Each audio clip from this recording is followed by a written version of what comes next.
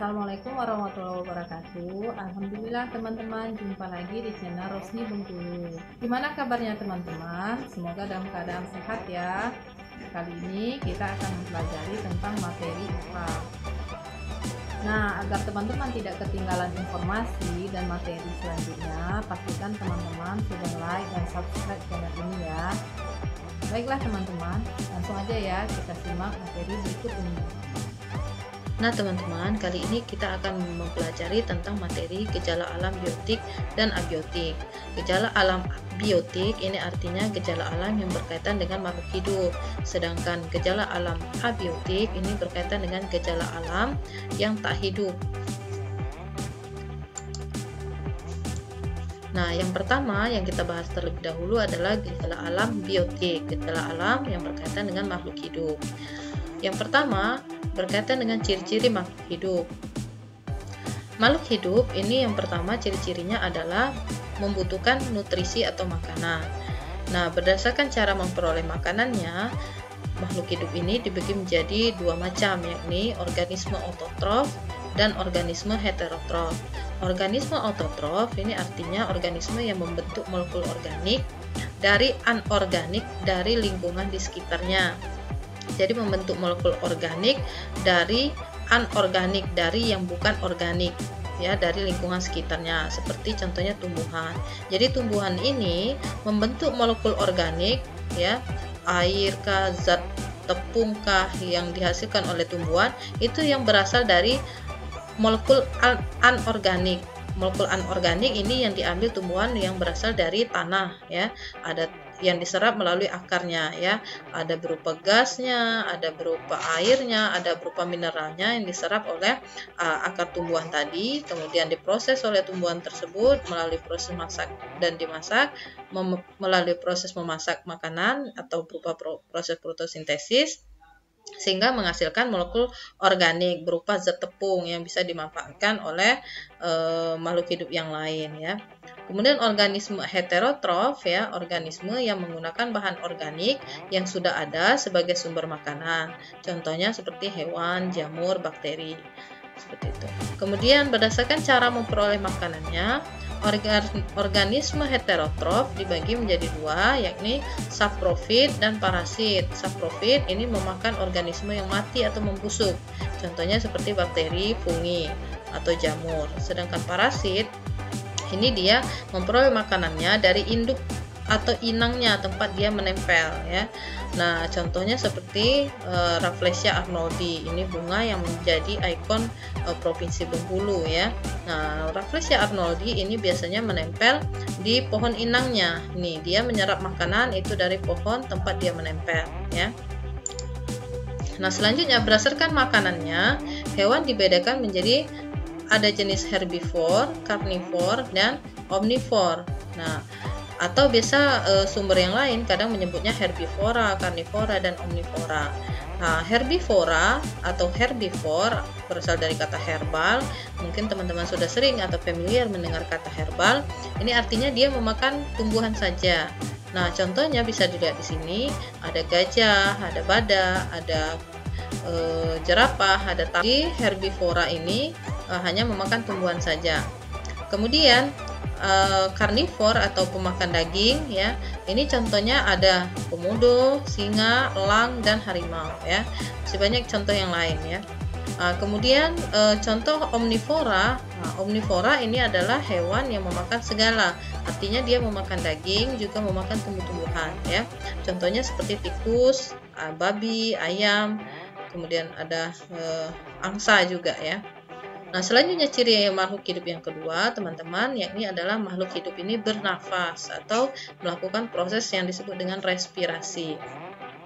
Contohnya misalnya ada ikan ini bernapas biasanya dengan insang, kemudian manusia bernapas dengan paru-paru, kemudian tumbuhan ini bernapas melalui ada yang namanya stomata atau lubang hijau daun ya. Nah, kemudian selanjutnya ciri yang ketiga, makhluk hidup itu bereproduksi atau menghasilkan keturunan. Nah, proses menghasilkan keturunan makhluk hidup ini dibedakan menjadi dua proses, ya. Ini ada yang secara seksual, kemudian ada yang aseksual. atau tidak kawin dan kawin ya. Seksual itu biasanya dikenal dengan istilah kawin, aseksual itu biasanya dikenal dengan tidak kawin. Seksual ini artinya reproduksi yang membutuhkan dua induk ya, induk jantan dan induk betina ya. Sedangkan aseksual dia tidak perlu proses kawin, artinya dia tidak membutuhkan induk jantan dan induk betina, cukup satu indukan saja dia bisa menghasilkan keturunan. Nah, seksual itu sudah teman-teman mungkin sudah banyak yang tahu ya, misalnya seperti kalau hewan itu misalnya ada ayam, dia membutuhkan indukan jantan dan indukan betina baru dia bisa menghasilkan anak atau anak ayam ya, atau telur ya. Kemudian sapi misalnya dia juga membutuhkan induk jantan dan induk betina. Nah, sedangkan yang aseksual itu dia tidak memerlukan indukan jantan dan betina. Misalnya contoh kalau tumbuhan ini cocor bebek. Cocor bebek ini misalnya teman-teman bisa lihat di gambar ini ada tunas-tunasnya di sekeliling daunnya. Nah, cukup tunas-tunas ini diambil satu misalnya diletakkan di media tanam yang cocok, di tanah yang subur, maka nanti tunas tadi yang dicopotkan atau yang dilepaskan dari daun cocor bebek ini akan tumbuh menjadi tanaman baru yang sama persis dengan indukannya, seperti itu. Kemudian stroberi ini juga secara aseksual. Caranya cukup dengan mengambil sulur yang menjulur dari indukan stroberi ini, kemudian diletakkan di media tanam, kemudian nanti dia akan tumbuh sama persis seperti indukannya. Kemudian kalau dari hewan ya, contohnya planaria ya. Planaria ini dengan membelah diri ya. Dia membelah diri misalnya satu indukan ini ya, kemudian dia membelah diri menjadi dua, maka dua potongan ini nanti akan tumbuh menjadi makhluk yang baru yang sama persis dengan indukannya ya, menjadi dua ya, seperti itu seterusnya. Jadi ini contoh perkembangan aseksual. Kemudian makhluk hidup juga tumbuh dan berkembang. Tumbuh artinya ukurannya semakin besar dari ukuran sebelumnya. Misalnya tinggi kita waktu masih bayi misalnya 10 cm 50 cm misalnya ya. Nah, setelah tumbuh ya, tumbuh misalnya 7 tahun ya, tubuh kita sudah tumbuh menjadi misalnya 70 cm. Nah, itu artinya dia mengalami pertumbuhan. Sedangkan berkembang itu artinya fungsi tubuhnya yang awalnya misalnya kita masih bayi dulu, awalnya misalnya hanya bisa merangkak misalkan ya. Nah, setelah berkembang beberapa bulan atau beberapa tahun, kita sudah bisa berlari, berjalan dengan sempurna. Itu artinya dia berkembang. Nah, kemudian yang selanjutnya makhluk hidup itu bergerak. Ya, tentu saja bergerak ya. Seperti kita berlari, melompat, bergerak ya. Tumbuhan juga bergerak ya menuju sinar matahari, dia bergerak semakin tinggi ya. Kemudian yang selanjutnya makhluk hidup peka terhadap rangsang ya. Makhluk hidup ini peka terhadap rangsang, contoh seperti kita peka terhadap bau ketika mencium setangkai bunga ya. Nah, kita akan merasakan baunya harum. Nah, itu artinya kita mendapatkan rangsangan berupa bau yang dikeluarkan dari bunga. Dan kalau tumbuhan, contohnya misalnya putri malu, dia peka terhadap rangsangan sentuhan. Daunnya akan menguncup ketika disentuh oleh tangan atau benda-benda ya yang menyentuh daunnya. Dia akan memberikan reaksi berupa langsung menutup daunnya. Kemudian kita juga misalnya terkena cahaya, mata kita akan bereaksi secara otomatis ya, misalnya menutup. Nah, itu artinya kita peka terhadap rangsangan. Selanjutnya, ciri yang selanjutnya itu adalah makhluk hidup mengeluarkan zat sisa ekskresi ya. Artinya makhluk hidup ya mengeluarkan zat sisa atau ekskresi ya. Ketika misalnya kita beraktivitas, kita mengeluarkan keringat atau mengeluarkan BAK, buang air kecil, dan atau BAB ya, buang air besar ya. Nah, itu salah satu ciri-ciri makhluk hidup ya. Nah, selanjutnya keanekaragaman makhluk hidup. Ya, keanekaragaman makhluk hidup berfungsi. Yang pertama itu adalah memunculkan fungsi makan dan dimakan ya. Nah, seandainya makhluk hidup ini hanya satu jenis saja, tentu akan repot ya. Misalnya hanya manusia saja yang ada di muka bumi ini, maka akan repot, kita mau makan apa? Nggak ada makanan. Nah, Allah ciptakan keanekaragaman makhluk hidup, ada tumbuhan, ada hewan, ada manusia ya. Nah, jadi manusia makan tumbuhan dan hewan, hewan makan tumbuhan ya. Dan seterusnya ya. Jadi proses makan dan dimakan seperti ini ya, ada padi dimakan oleh belalang, belalang dimakan oleh katak, katak dimakan oleh ular, ular dimakan oleh elang, elang mati kemudian dimakan oleh jamur menjadi pupuk bagi tanam-tanaman ya. Nah, jadi dengan keanekaragaman makhluk hidup akan muncullah proses makan dan dimakan. Kemudian selanjutnya menyeimbangkan siklus oksigen, karbon dioksida dan nitrogen. Jadi keanekaragaman makhluk hidup ini juga berfungsi untuk menyeimbangkan siklus oksigen, karbon dioksida dan nitrogen. Nah, siklus oksigen, oksigen ini dihasilkan oleh tumbuhan ya. Nah, sedangkan manusia bernafas membutuhkan oksigen. Nah, oksigen yang dihasilkan oleh tumbuhan dihirup oleh manusia dan hasil pernapasan manusia tadi menghasilkan karbon dioksida yang dikeluarkan melalui mulut ya. Kemudian karbon dioksida ini yang diserap oleh tumbuh-tumbuhan yang digunakan untuk memasak makanan kembali seperti itu dalam proses fotosintesis. Nah, selanjutnya fungsi keanekaragaman makhluk hidup yakni dimanfaatkan sebagai sumber pangan, bahan obat, pakaian, kertas dan lain-lain. Tentu saja ya, sumber pangan dari tumbuh-tumbuhan banyak sekali, kemudian dari hewan juga banyak, kemudian bahan obat-obatan dari tumbuh-tumbuhan juga banyak ya. Pakaian ini dari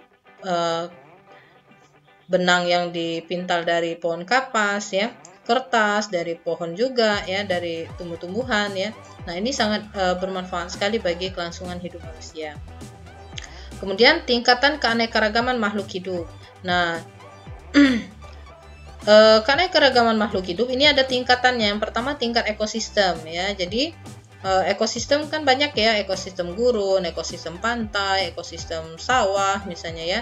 Nah, itu akan berbeda-beda tingkat keanekaragaman makhluk hidupnya. Antara di sawah misalnya dengan di gurun itu berbeda, atau dengan di hutan tropis itu beda ya.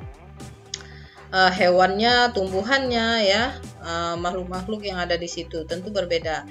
Nah, kemudian tingkat spesies atau jenis. Nah, ini juga berbeda keanekaragamannya ya. Untuk khusus jenis famili primata saja ya, ini berbeda-beda. Seperti misalnya ada orang utan, ada gorila, ada lutung, ada simpanse ya, walaupun mereka satu jenis yakni famili primata. Nah, selanjutnya tingkat gen. Nah, tingkat gen sudah juga lumayan banyak keanekaragamannya ya. Nah, gen ini adalah yang mengatur dari ciri-ciri makhluk hidup seperti warna kulit. Misalnya contoh warna kulit orang Indonesia itu akan berbeda dengan warna kulit orang di Amerika, orang di Timur Tengah seperti itu, dan orang di Afrika ya. Kemudian keunikan keanekaragaman makhluk hidup di Indonesia. Jadi ada beberapa keunikan ya. Makhluk hidup yang ada di Indonesia, baik hewan maupun tumbuhannya ya, dibedakan menjadi 3 ya. Yang pertama hewan tipe oriental, ini terdapat di daerah Sumatera, Jawa, Kalimantan dan Bali. Contohnya yakni seperti harimau, gajah, bekantan ya, orang utan, jalak Bali dan lain-lain ya. Nah, kemudian hewan tipe Australia yang kedua, hewan tipe Australia ini terdapat di daerah Papua seperti landak dan kanguru ya, serta cendrawasih. Nah, ini terdapat di Papua. Nah, hewan tipe peralihan ya, yang ketiga hewan tipe peralihan antara keduanya berarti ya, antara oriental dan Australia, yakni hewan tipe peralihan ya, ini yakni terdapat di Kepulauan Maluku ya, seperti contohnya burung maleo, kuskus, anuah dan babi rusa ya. Nah, selanjutnya hewan dan tumbuhan endemik di Indonesia seperti contohnya harimau Jawa, harimau Sumatera, jalak Bali putih, badak bercula 1 dan Rafflesia arnoldi. Baiklah teman-teman, demikianlah materi kita kali ini. Apabila teman-teman ada pertanyaan atau ada yang kurang jelas, silakan tuliskan di kolom komentar. Insya Allah nanti akan kita jawab. Baik teman-teman, selanjutnya silakan disimak materi selanjutnya di video berikutnya. Terima kasih. Wassalamualaikum warahmatullahi wabarakatuh.